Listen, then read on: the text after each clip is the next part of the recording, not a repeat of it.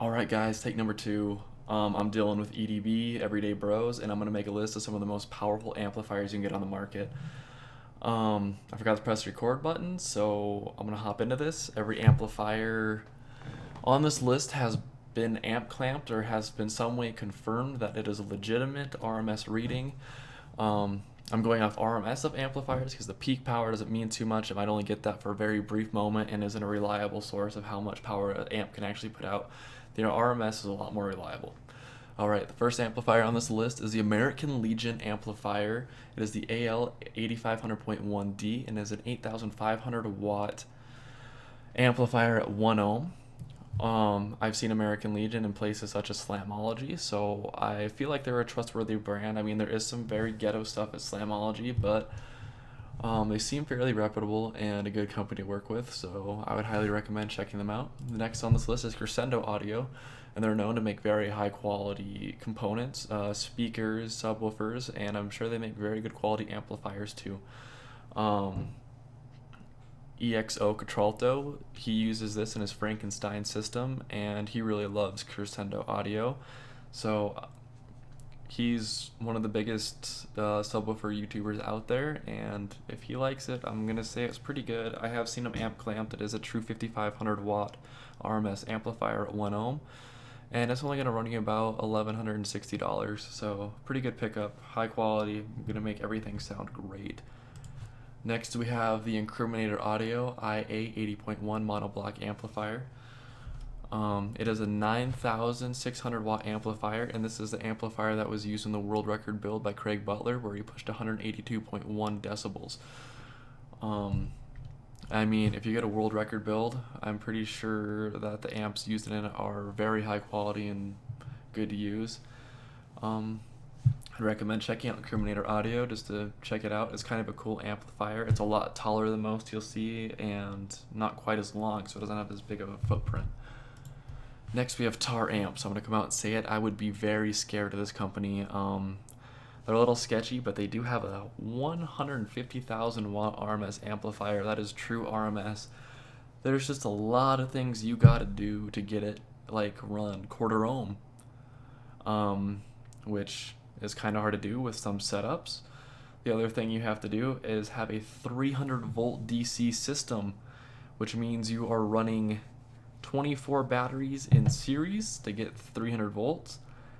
And on top of that, you can't run that as your direct car setup, so you'll have to run a separate battery bank and find a way to charge that separate battery bank. Tar Amps does have the HD series, which goes up to I think 15 or 20,000 watts RMS, but they're known to get very hot. They're known to shut down running how you're supposed to run them, so I'd be very wary of this company. But with 150,000 watts RMS and the biggest amp on the list, I feel that it deserves to be on here. It is true power. I've seen them amp clamp. They do put out what they say they're going to do. Next we have the Sundown CV7500D, and it is Sundown's biggest amplifier at 7,500 watts RMS of continuous power, and it's going to cost you about $3,000, maybe a little more than $3,000 depending where you find it, but it's not going to come cheap. Sundown is very high quality though, and I'd highly recommend checking them out if you haven't already. Next we have a little bit less known brand, CT Sounds, with a 7,000.1D, and it's a 7,000 watt RMS amplifier. It's their Team series, and that's going to run you about $1,200, but for a 7,000 watt amplifier, I haven't really seen any that are cheaper that are new, so great price, great company, true power, CT Sounds. Next we have Vibe Audio, and they have the Black Death series amplifiers, and the Reaper is their competition series amplifier, and it is 14,500 watts RMS at 1 ohm, but that's at 18 volts. So if you're running a standard system of 14.4 volts, it's going to be a bit lower, probably right around the 10,000 marker, or yeah, right around the 10,000 marker. Next we have the DC10K, and it is DC's biggest amplifier. DC Audio is a great and well-known brand and they put out very quality stuff.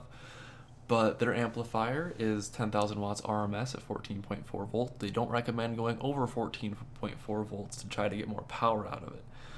You can strap 2 of them, and yeah, all in all, a good company, good brand, DC Audio. Next, we have the Sound Cube, and it's the Q1 7000, which is a 7,000 watt RMS amplifier, dual input, and it will take up to 2 gauge wire. 2 gauge wire. The amp is stable down to 2 ohms if you link them together. So it is a linkable amp, so you can't get 14,000 volts if you get 2 of them and strap them together. Sound Cube's a great company. Have seen them amp clamp, true to power, and I would highly recommend checking them out. Next, we have the VFL 18K, and it is a 15,000 watt amplifier at 12 ohms. Not 12 ohms, at 1 ohm. And it is at 12 volts, it'll do 15,000 watts. At 14.4 volts, it'll do 18,000 watts. And even on their website, they're listed at one of the most powerful one of the most powerful amps in the world. Whew, come on, I gotta get that figured out.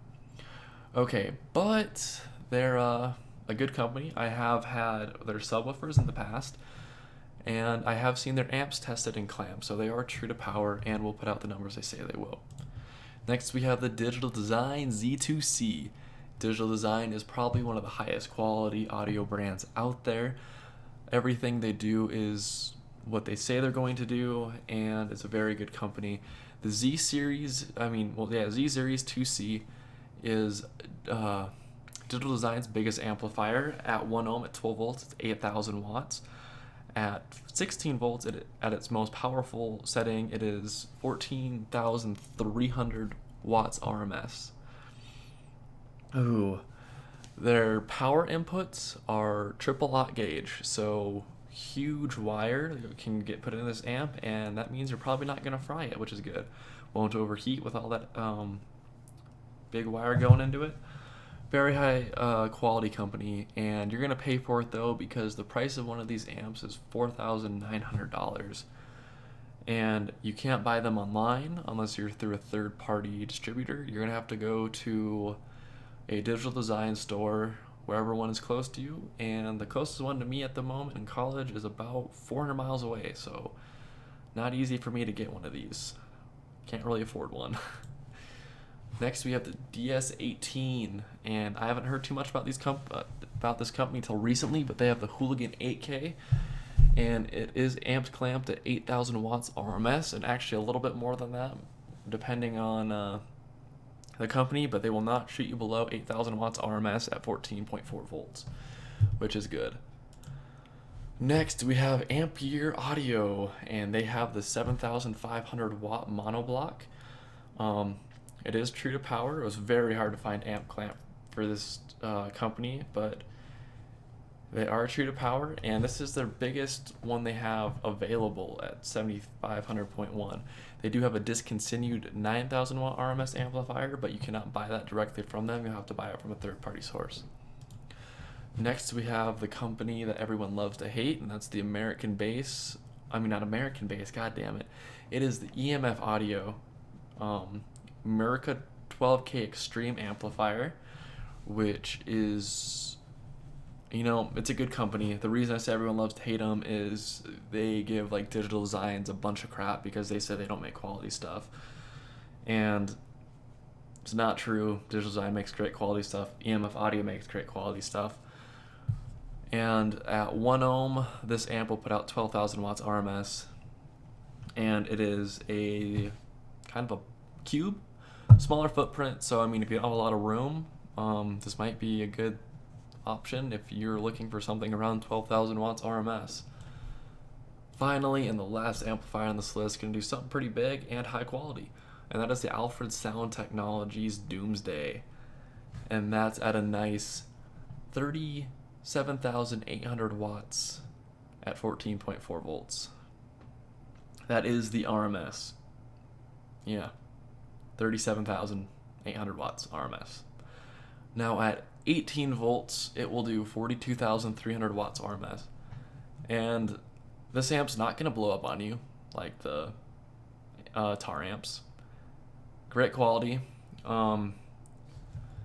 It is amp clamped. I contacted Alfred Audio and they sent me a chart showing an amp clamp on a Steve Mee Designs amp dyno.